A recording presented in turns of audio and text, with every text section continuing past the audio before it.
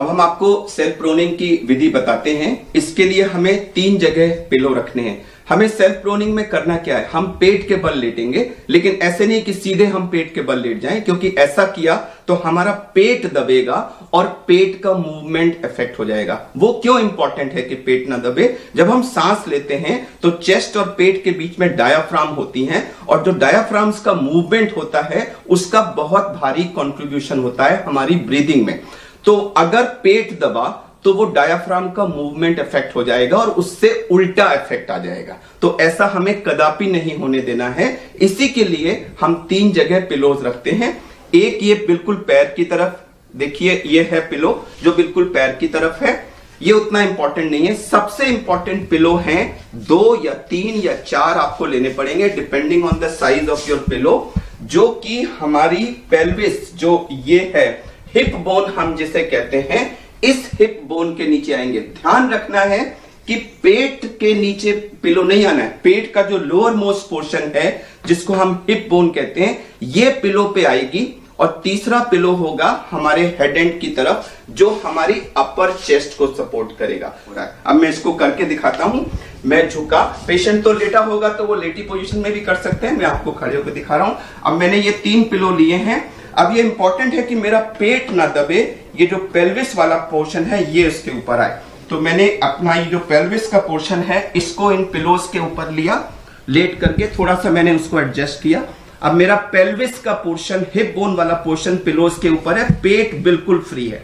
अब ये चेस्ट वाले तकिए को मैंने थोड़ा सा अपनी तरफ लिया और इसको यहां पर जो मेरी अपर चेस्ट है इस पे कर लिया, यहां पर। अब आप देखिए इस पोजीशन में आने के बाद इधर साइड से दिखाइए कि ये जो हाथ है मेरा, देखिए मेरे पेट और बेड के बीच में आराम से जा रहा है। और जब मेरा सांस से मेरा पेट हिल रहा है तो पेट के मूवमेंट में कोई रिस्ट्रिक्शन नहीं। ये सबसे अहम चीज है कि हमारा पेट नहीं दबना चाहिए। और जो तीसरा पिलो है वो मेरा पैर की तरफ है। आप देख लीजिए मैंने अपने पैर जो हैं वो पिलोज पे सपोर्ट किए। उसको आप थोड़ा बहुत आगे पीछे कर सकते हैं और अगर अनकंफर्टेबल लगे तो हटा भी सकते हैं। अब जो हमने ये चेस्ट की तरफ पिलो रखा है इसको हम थोड़ा बहुत आगे पीछे कर सकते हैं। अब सर कैसे पोजीशन करें? कई तरीके हैं। आप या तो सीधा इसको थोड़ा ऊपर लेके अपनी थोड़ी जो है वो इस पे सपोर्ट कर सकते हैं, देखिए ऐसे हो गया।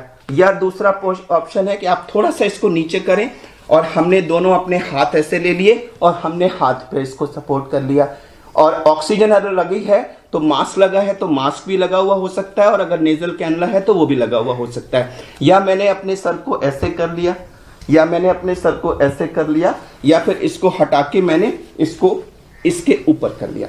तो आपको चूंकि 2 घंटे तक लेटना है तो आप बीच बीच में इसकी पोजीशन चेंज कर सकते हैं। आप हाथों की पोजीशन जो है वो आपको कंफर्टेबल रखनी है। आप यहां भी रख सकते हैं। आपने एक हाथ साइड ऑफ द बॉडी में कर लिया, दूसरे को थोड़ा आगे पीछे कर लिया, इसको इधर कर लिया, इसको आगे पीछे कर लिया, और बीच बीच में आप थोड़ी बहुत पोजीशन चेंज कर सकते हैं। बीच में अगर संभव हो, अगर आपको थकान ना हो और ऐसा करने पे आपका ऑक्सीजन ना कम हो रहा हो, तो आप थोड़ी देर के लिए बीच में चेस्ट को ऐसे उठा करके डीप ब्रीदिंग की एक्सरसाइज भी कर सकते हैं और फिर आप वापस आ सकते हैं। ध्यान रहे कि ये सैचुरेशन लगा के करें।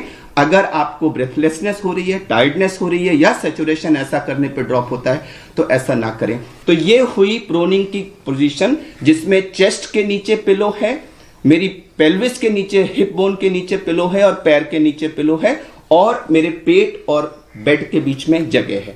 अब आइडियली 2-3 घंटे अगर आप इस पोजीशन में लेट सकें तो आप देखेंगे आधे घंटे के अंदर ही आपके सैचुरेशन में 5 से 10% का इंप्रूवमेंट आ जाएगा।